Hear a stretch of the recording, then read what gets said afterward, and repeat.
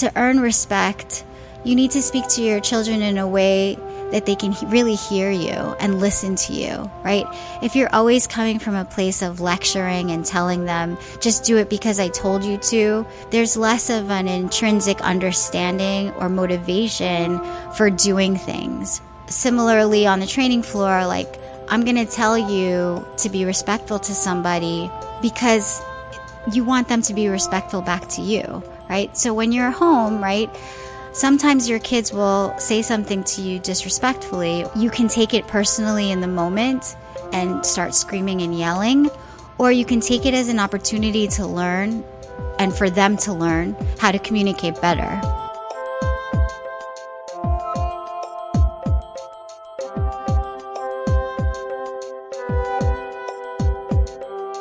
Welcome to another episode of the Black Belt Parenting Podcast. Today, we're going to be talking about another really important characteristic of black belts or of parenting, which I love to talk about all the time at our school, which is respect. It's an aspect of martial arts that is highly regarded and one of the most important reasons why people do martial arts, especially parents for their children. Over the years, I've seen the change in how respect is defined.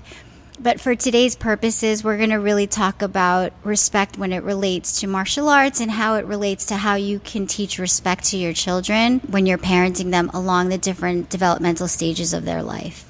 So today, when we talk about respect, we talk about having high regard for someone or something, right? So in the martial arts, respect is displayed in so many different ways. And we always like to say that martial arts begins and ends with respect. Culturally, martial arts in different countries demonstrates respect in different ways. And I want to say traditionally, no matter where you come from, respect has been a really big aspect for how you treat your elders and your teachers. So it kind of like trickled its way into the martial arts in different ways, right? For my own personal culture, I'm from the Philippines. My parents are from the Philippines, and it's an Asian culture. We really have a deep respect for our elders. And so growing up, we were taught to demonstrate that not only in the way that we treated them, but in the way that we greeted them. So no matter if you knew them or you didn't, we had a tradition, and it's called the mano po, which directly means your hand, please, and with respect, right? So what we do in our culture is, as children, for our elders, or even as an older person, when I see an older adult, I will go up to them, I will grab their hand and bring the top of my head to the top of their hand. And we basically pay respects in that manner. So it's considered disrespectful if you go into a room and you see elders and you don't perform this act. So for myself, right, this whole act of doing the mano po or giving respect to my elders really was embedded in how I grew up, right? And so it was a form of respect, and it was a way that we really showed our humility towards our elders. So for me, that's what respect started out as, right? And then traditionally, I feel like the way that my parents parented, it was more from an authoritarian perspective. It was, respect was sometimes born out of fear, right? So, and I think a lot of people who have like that traditional background, sometimes respect was developed out of being fearful, right? And so like I'm kind of in the middle ground in the way that I am, because I do have a traditional upbringing, but I'm also raised here in America, and I've kind of seen the trajectory of how respect has evolved. And so I fall in the middle where I do still have those traditional customs, but then I also feel like respect needs to be earned, and I don't want it to come from a place of fear. That's my personal background with respect. And then as I started to do the martial arts, it changed a little bit too. And I saw the development of respect in our students in different ways, and how we implement learning and teaching respect on the training floor. So there's several ways that we try and instill the aspect of respect in our kids. And I want to say that respect is the precursor to discipline. So if you don't have self-respect or you don't have respect for others, then the characteristic of discipline cannot be attained. So they're kind of sisters in that way. And we spoke about discipline in a previous episode. And I feel like respect is a good way to follow up with discipline because it's a great way to lead into it as well. First and foremost, when students enter the school, we teach them from the very beginning, even when they come in for an introductory lesson to try out the school, we have them pay respects. And we usually do it in the traditional Thai style where we have them put their hands together. Or, we'll do different other styles where we'll have them bow before they enter the training floor. Because we teach multiple disciplines and different arts here at the school, anything is acceptable as long as the meaning behind it is that you're paying respects, right? And so it shows respect for the space, respect for the teachers, respect for yourself, respect for whatever we're doing here in this place, because if it's a holy place, but it's a place where you want to have the humility to learn from yourself, from your teachers, from others. So that whole aspect of paying respects, and then when you're entering the floor and when you're leaving the floor becomes very important in you being a humble learner. So that's the most basic way that we teach respect here at the school. Sometimes people do it out of habit and they don't understand. The act of emptying your cup, which we talked about in earlier episodes, is allowing you to become humble to learning all aspects of anything that we're doing here at the dojo. We also teach that before and after drills, you're doing the same motion of paying respects to your partner. So again, we're directing this whole act of respect towards the individual that you're training with, or towards the teacher that's holding pads for you, or towards the assistant that's holding pads for you. So before drills, after drills, again, we're doing this act of paying respects, right? Along with that, especially with the younger kids, we like to instill language, right? So we teach them, yes, ma'am, yes, sir, making eye contact when you're talking to someone, when you're talking to an instructor. In fact, one of the drills that we have in our Explorer, our 3- and 4-year-old and 5- and 6-year-old program, our Little Dragon program, is where the kids do a staring contest where they learn the actual physical act of making eye contact and how important that is in having respect for yourself and having respect for others. So this whole idea of making eye contact, of paying respects, of saying yes, ma'am, or yes, sir. So your language, your eye contact, the way you carry your body, right? All of those things become really important in having respect for yourself, gaining respect from other people, and then showing respect for your peers, your teachers, your elders, or anybody else that comes into your life. And hopefully that transfers outside of the school. Oftentimes I'll hear students reiterating yes, ma'am, or yes, sir, because they've been so conditioned to do it. And so outside of the dojo, they're performing that language as well. And so that makes me really excited because I think that really garners them respect in the community. Besides that, we like to talk about self-respect, which is self-care. And that's really like taking care of your physical appearance, right? So the whole idea of having the discipline to wear your uniform for every class, having that uniform be clean and crisp and presentable, smelling good, right? It's not just because you want to look good for other people, but it really shows that you have self-respect, right? That you have enough care for yourself that you will take care of your uniform, you'll have a complete uniform, and you'll respect the rules that we have here at the school when it comes to your uniform. And that extends also to your equipment, right? There's a lot of schools out there where they lend out equipment, and we did that early on in our school.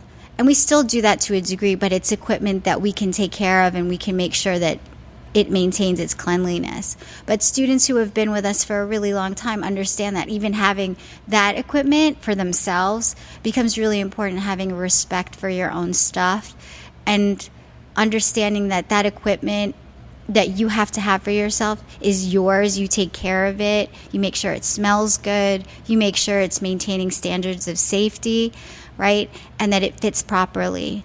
All those like little things of like taking care of your environment and taking care of your things has a lot to do with your respect for yourself and for everything that you're doing, right? So those are things that we discuss early on in a student's life here at the school. And that goes in line with keeping protocols, right? So all of the rules that we set are for a reason, right? And they help you maintain discipline and help you attain like self-respect and respect for your peers, your teachers, and your environment. So those rules are really important, and we talk about those rules all the time when it comes to discipline and respect. So without that structure, right, these characteristics cannot be attained. Along those lines, and I'm a big proponent of positive communication, right? So how you speak to the students becomes really important in having them respect you. So we said before, like, you really can't become a great teacher unless you get to know your students, right? And how do you get to know your students?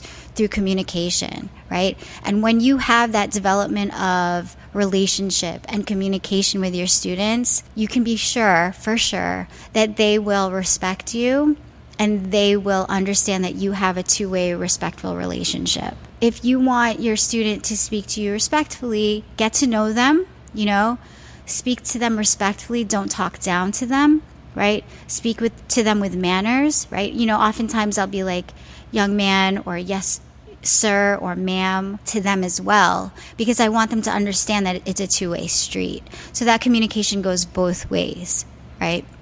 And then when it comes to them being on the training floor, treating their partners, not just their teachers, with respect is very important, right? Getting to know them, making eye contact with them, speaking to them respectfully, right? Those are things that, we emphasize here at the school, from the age of 3 up until people are adults, right? So it's not limited to just young children. I think when you start martial arts, and it should be a practice, that all of these aspects of respect are implemented on the training floor and even off the training floor, right? When you're speaking in conferences or you're speaking to them in the lobby, right? All of those things are really important. I've been doing this for a pretty long time, and I've seen sort of like, the authoritarian type of respect in martial arts. And I've also seen the change in how, respect is thought of in the world. Just like I discussed in the last episode about discipline. People have hard and fast rules about discipline because of how they were parented. And they might have hard and fast rules about respect as well. Some people are really anti, like, why should I respect them if they haven't done anything for me? But I think that it's really important that if you're going to become a learner in martial arts and you're going to engage in a traditional form of martial arts, that you also take on this aspect of respect for your elders and your teachers, even coming in as a beginner. Because what respect does is it gives you that humility to learn, right? So if you don't have that, you're not going to be as open to learning as if you came in here and you're like, wait, let me see what they can show me first before I become open to their learning. You become limited and a little bit closed if you don't come in with this aspect of respect for your teacher or your elders. So there's that little difference in attitude when you come in if you're respectful right off the bat. So it's an ask that, we hope most new learners come in with, right? So just having that respect and understanding that you need to trust a little bit in the training and in the teachers and what they're going to do for you. Because we've been doing this a long time, like, that's a really important aspect in becoming successful in your training and being able to pick up on all the different aspects of training you get here. Not just the kicking and punching, but the character development that comes from training martial arts. One of our teachers is from Thailand. His Arjun Sir Chai Sir Suit, and he's a big proponent of respect, because he believes that the respect will lead to self-discipline and it will lead to your own personal success. So if there's one teacher that we can think of that has really brought that aspect to our school, every time he comes here, because Thailand is so deeply embedded in the aspect of respect, he's brought that to us when we do our training. As Thai boxing has come into sort of Western culture, they've lost a little bit of the respect aspect. And I'm sad to see it, because it's such a big part of training, like when you're paying respects to your partner and you're understanding that the whole act of training or competing is a partnership rather than a competitive, match, then you understand it's a brotherhood, or a sisterhood. So it's this thing of this respect that he implemented, or that he always implements. He'll give us push-ups if we don't pay respects. He'll make us run extra laps if we don't pay respects. Putting that into our heads really creates this humility of feeling blessed that we're able to do this art, right? And it's not just, trying to hurt somebody. So as this relates to parenting, I think that we can learn a lot from the martial arts. Parents also come in here and they're like, they're so disrespectful. They speak to me in a certain way. I don't want my kids to be that way, and so a lot of parents ask for help when it comes to the aspect of respect. And again, if that's your mission with the martial arts, that's an awesome way to come in, because if that's the one thing you can get, it will lead you down the line of getting, self-love, right? Respect for the people around you, a great community, and will also lead you to have really great discipline when it comes to you and everything that you do.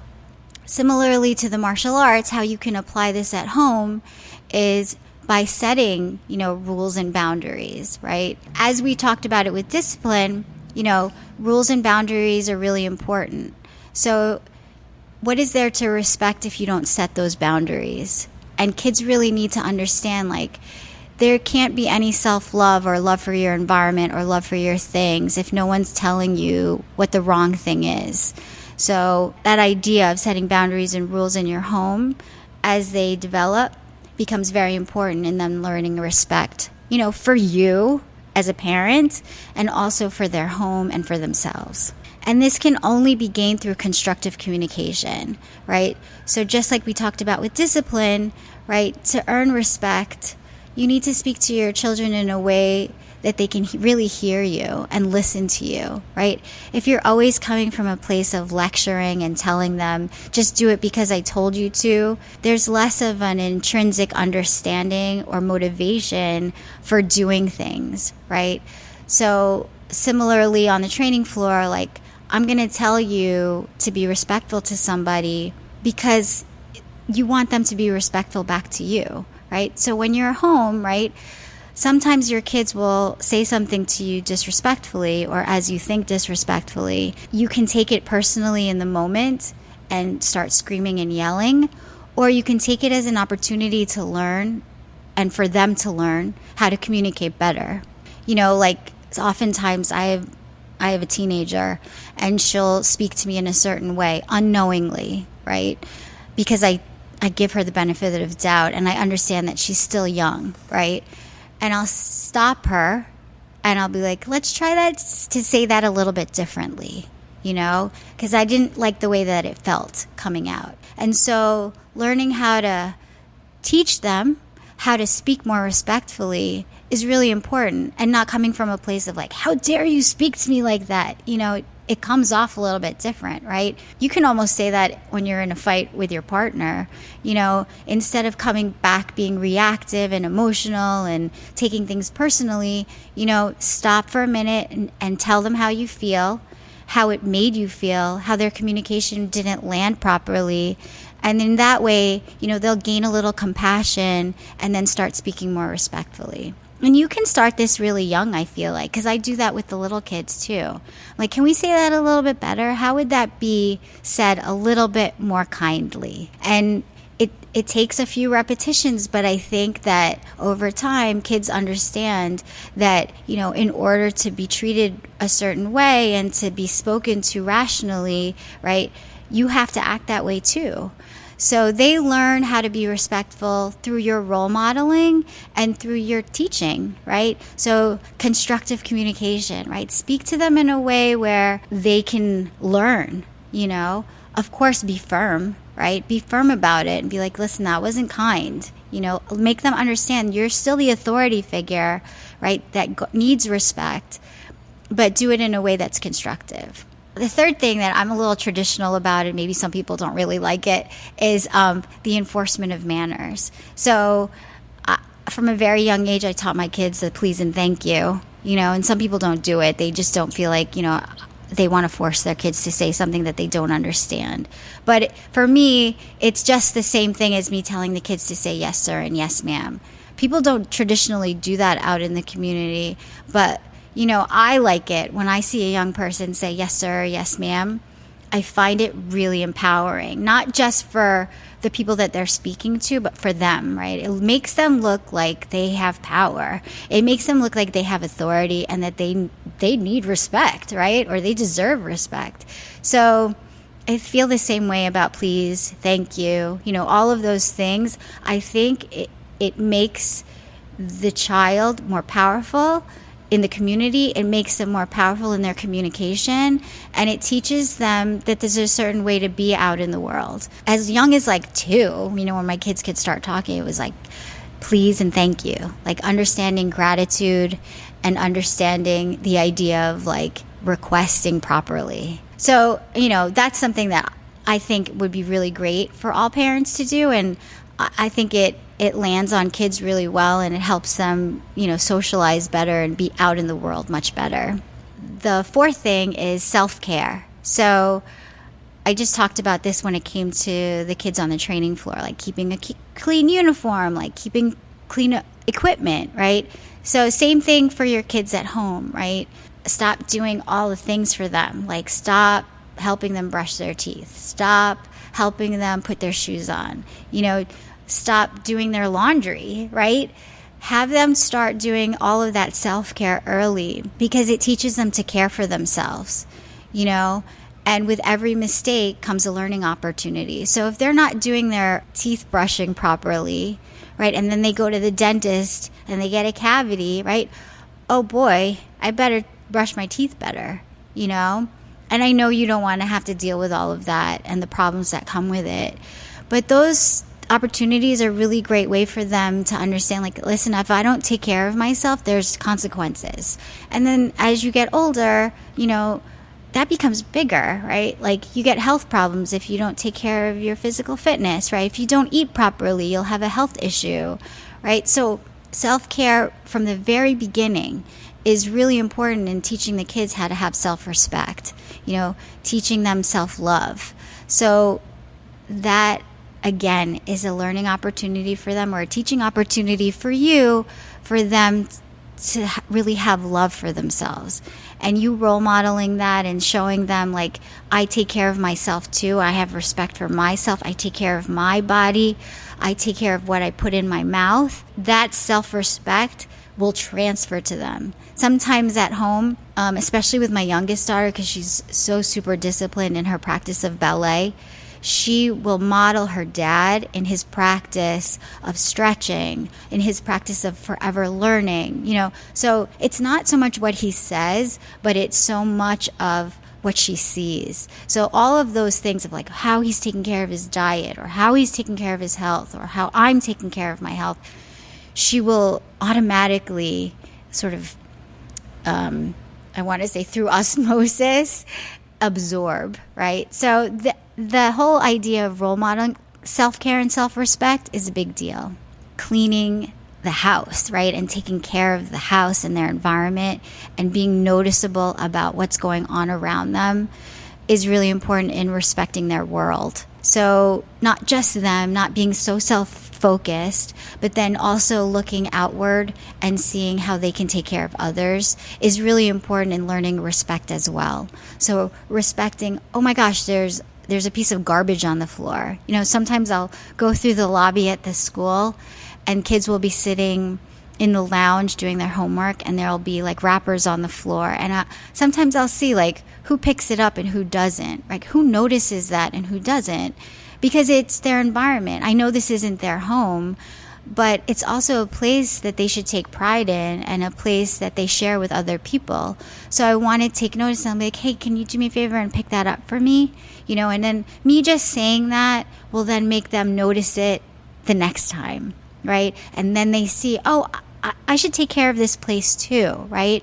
And so having that respect and the awareness of your environment and the people around you. How about holding the door for the person that's coming in next, right? That's a sign of respect too, right? Noticing those things is also a show of respect. And then finally, the last thing that I didn't mention on the training floor, but I think is really important on the training floor and at home is taking pride in what you do, right? That's a show of respect. So are you going to do your homework sloppy and submit that? Is that okay for you? Are you respecting the work? Are you respecting the teachers? Are you respecting your education? Are you respecting yourself? When the kids are on the training floor, they have the option, especially when they get older, like, are you going to give 100% intensity, or are you just going to give like 50% and do the minimal possible? Understanding that there's different levels of intensity and, taking pride in every day, every time you come into the school. Like, are you going to give your best, or are you just going to coast today, right? Are you proud of the work that you're submitting? Are you proud of the way you demonstrated this technique, right? This is a way to teach respect as well, right? Asking that question, is that what you want to present as yourself? Because that's a representation of you. So this idea of respect, comes out in so many ways, not in just the way you look and the way you present yourself, but in how you give of yourself too. Like, is your work a representation of who you are, right? And if it is, do you want it to be better? Because if you do, then you're going to put in the extra 100% or 110% that you need to do. Again, martial arts begins and ends with respect, right? And I feel like respect can start at home. All those ways that we just talked about are different ways that, you can help teach your children respect. And I think that maybe you guys have extra ideas on how to do it too. So if you want to put in the comments, how to gain respect at home or how you do it, I would love to hear it. But I just wanted to end this episode with paying respects to you as parents, because without you, your kids wouldn't be where they are. And I respect everyone who joined this parenting journey, because it's a tough one. And it's one that we all need to kind of give ourselves a pat on the back for. Thank you for joining me for another episode of the Black Belt Parenting Podcast. For more information on this podcast, please log on to blackbeltparentingpodcast.com. And don't forget to subscribe to whatever you're watching or listening to this show on. Don't forget to stay resilient, stay compassionate, and always strive to be the best version of yourself. And keep nurturing those Black Belt parenting skills. The Black Belt Parenting Podcast is produced and recorded by Press Record Studios.